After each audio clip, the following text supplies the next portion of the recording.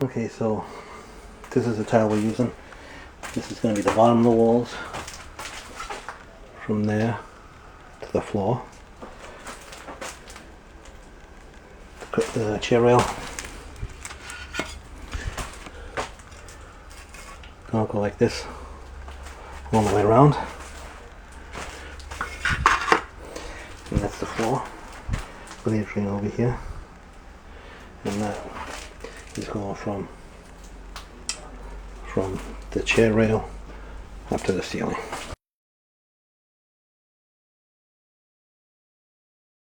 So this is the tile I'm going to be installing. All Walker Zanger,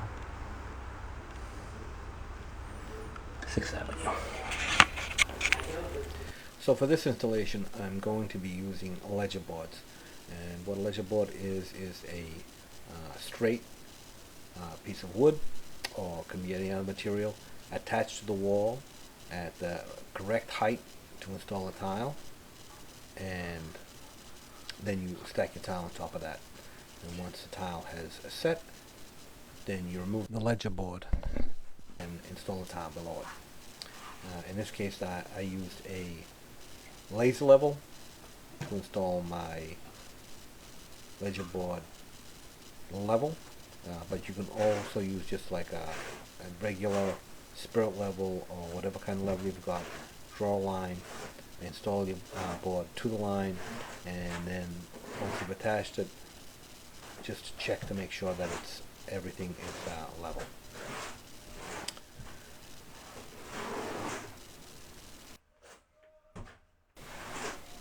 Now, because the wall board on here is all Schluter Kerdi-board, a 1/2 inch thick, and Schluter requires the use of unmodified thin set to install your tile. The reason for this is because of the drying process that occurs when you use an unmodified thin set. Unmodified thin set dries via hydration. In other words, the water in the thin set is consumed by the curing process. So when you install an impervious tile on top of an impervious substrate, the water doesn't have to evaporate for the thin set to cure.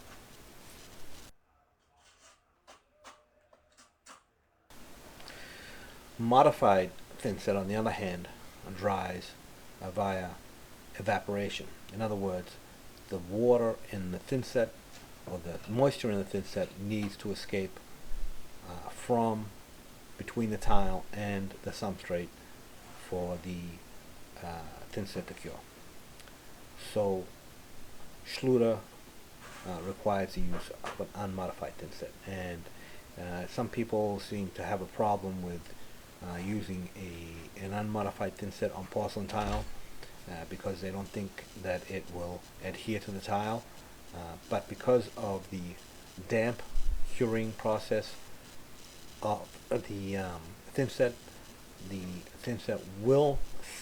unmodified thin set will adhere to the porcelain tile tenaciously, so it's not a problem. If you want to keep the warranty that Schluter offers, then you have to use the products that they recommend. So if you were to use a polymer modified thin set between the tile and the Schluter Kerdi-board, the thin set would take a very long time to dry. The moisture would need to escape from between the grout lines, so it will eventually dry, but it's going to take a very long time. So what happens is you're going to have an extended drying time before you can grout it. So to avoid this problem, Schluter recommends the use of unmodified thin set. I have installed thousands of square feet of tile on Schluter Ditra, Schluter Kerdi, and their products, and it is not a problem. Just use the products they recommend, and you'll be fine. So unmodified thin set for installing the tile on Schluter Ditra or Kerdi-board. Okay, so getting back to this particular installation, these tiles are by Walker Zanger. They are all handmade, so what that means that they are not all exactly the same size. Also, because they're handmade, that means they're not all going to be perfectly flat. Some of these tiles actually have a pretty good curve or bow to them, but that's part of the beauty of this tile. Okay, so the way I usually handle these kind of tiles is, or even really any running bond tile, I'm going to put on a few rows, and as I'm going along, because they're not flat, if I see that they're starting to one tile is a little bit lower than the other, I will take it off and back butter it and put it back on and get it as flat as I possibly can. I'm using an 1/8 of inch grout line here. I'm also using a 1/4 inch square notch trowel.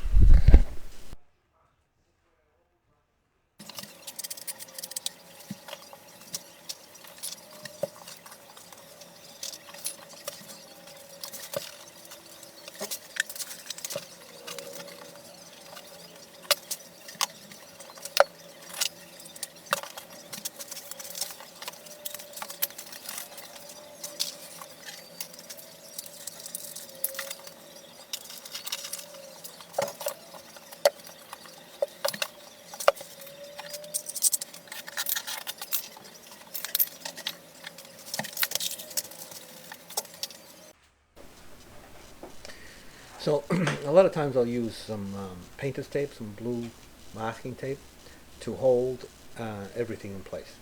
And sometimes it can be a real pain in the ear because if the tile's a little bit wet, it won't stick, so you have to make sure it's dry. But anyway, I use the tape to put the tile in place, and then I put the piece of tape across the tile to hold everything so it doesn't move, and it actually works pretty good. And then once it's set up, you can just take it off.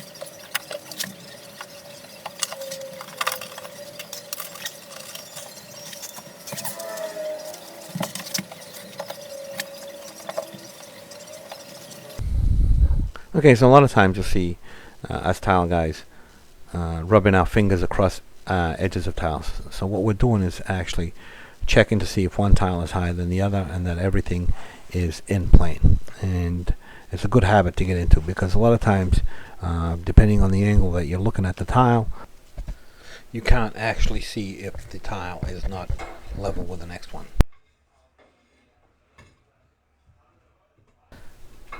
So I have a variety of hole saws for tile, and the way I usually mark them is I will mark where the widest part of the hole that I need to cut, draw a square, and then place my hole saw exactly in the middle, and usually it comes out exactly what it needs to be.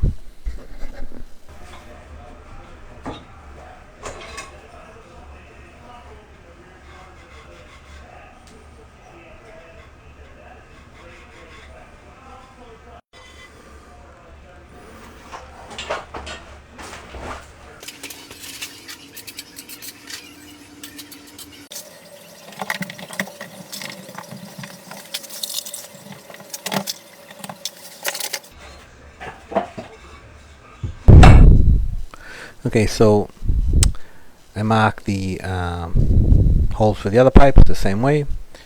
4 lines, draw a square where the hole has to be, put my hole saw in the middle, cut the hole out, and then cement it in.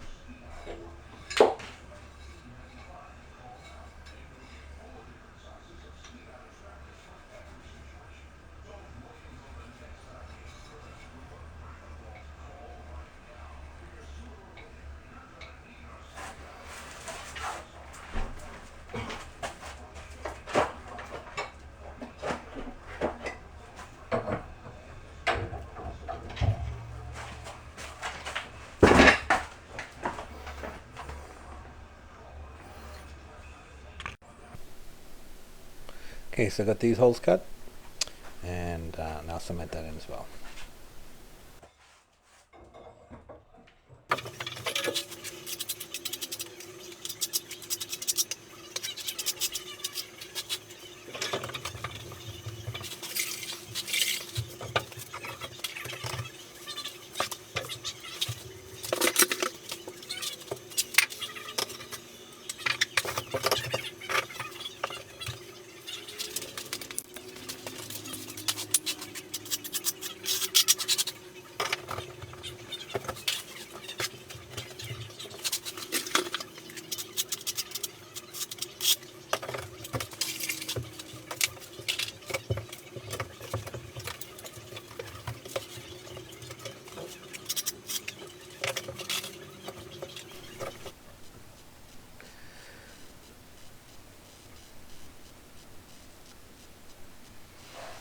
Okay, so once you've got a few rows of tile set, you want to use your level to make sure everything is perfectly straight and flat. And so what I do is I put my level on, and then I make sure all the tops of the tiles are touching the level, and that is actually level.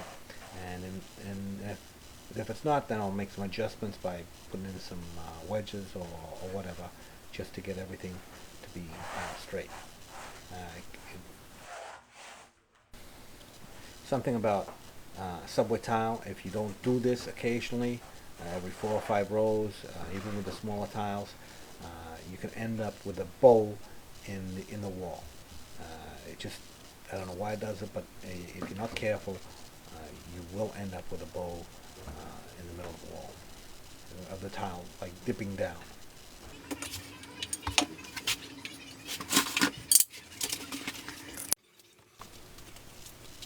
Okay, so when you go around these outside corners, you really want to take your time and make sure that everything is perfectly flat, perfectly square, and everything is even, and no tiles are sticking out beyond the other.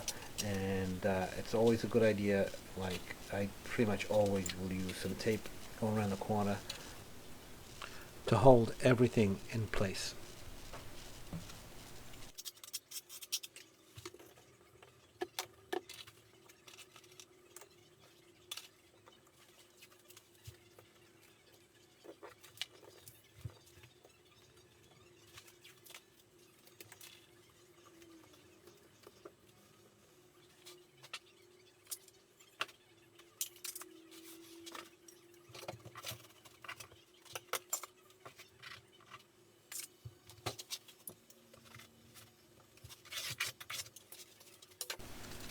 Okay, because of the slope in the floor, because it slopes towards the linear drain, and the height that the chair rail had to be, I wasn't able to get a full tile under that chair rail. So there's going to be about just a little bit less than a half tile under the chair rail. And then above that is going to be the funky looking, funny shaped tile.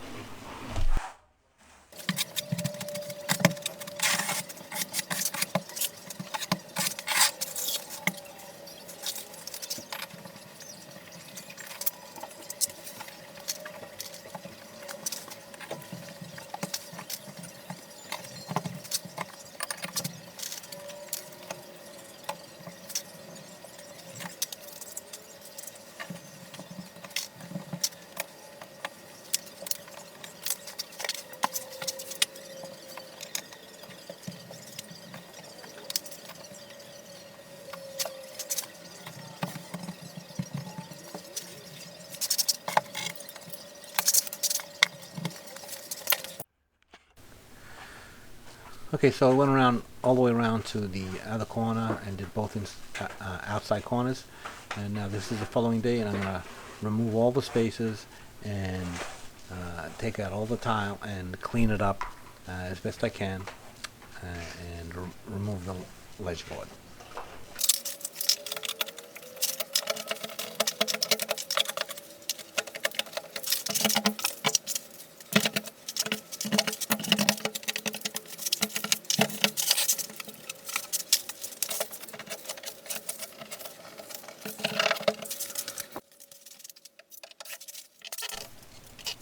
Okay, so when I remove this ledger board, it's going to leave some holes in the where the screws were. So I'm going to seal it with this Kerdi fix, and that'll make sure that there is no penetrations going through the waterproofing of the Kerdi board. Just fill the hole, and then just smooth it off. This Kerdi fix is specifically made for Schluter products and Kerdi-board and stuff like that, and there's no need to patch it with the Kerdi-band over it. Just fill the hole, and this stuff does a really good job of sealing those screw holes.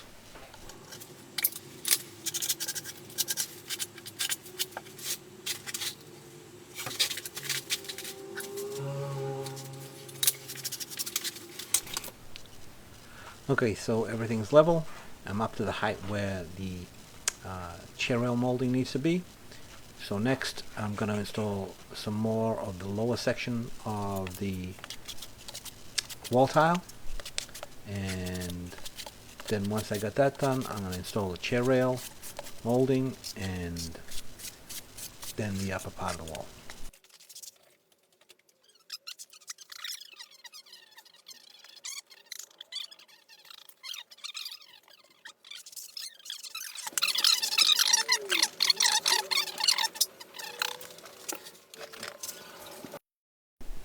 Okay, so when you're doing these running bond patterns, when you go around the corners, you want to give the illusion that that corner is being folded.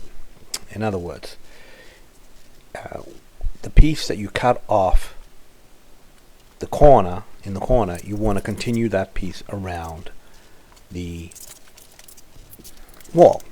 So if you've got a 12-inch tile and you come into the corner and you cut a 3-inch piece, you put that 3-inch piece, and then that 90-degree turn will have the remaining 9 inches. Doesn't have to be exact, but you want to just give it the illusion that the tile is folding around that corner, so it looks balanced.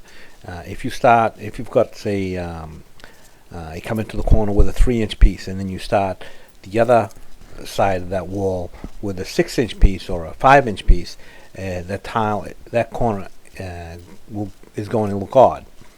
Sometimes you can't do it and you have to make compromises, but as often as you can, you want to try and make sure that you fold those corners, and that it looks like the corner, the tile has been bent and folded in that corner and continues around as if it were a full tile.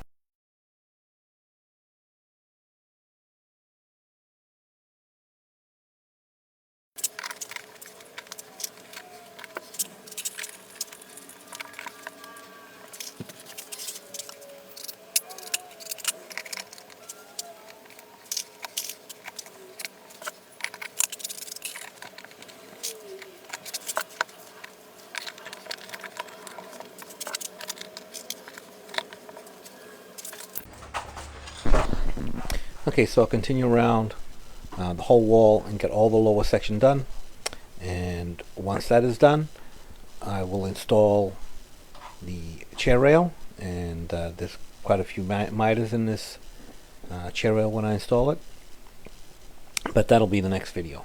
So there are other parts to this video, if you're interested, that goes through the whole process from installing the Kerdi-board to installing the Kerdi-band and the mud on the slope for the shower floor to the Kerdi drain, and I'll also be making videos for the upper part of the wall and the material, like I said, and also grouting and installing the Kerdi drain.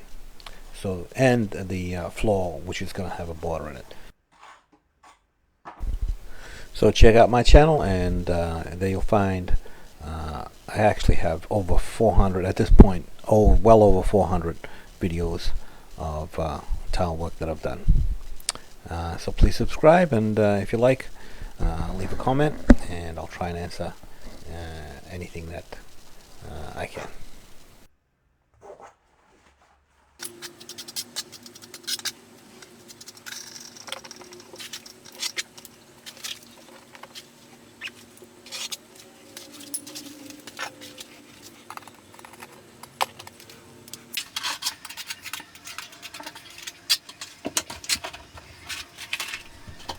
Okay, so the last part of this video is just going to be a sped up version of the rest of the lower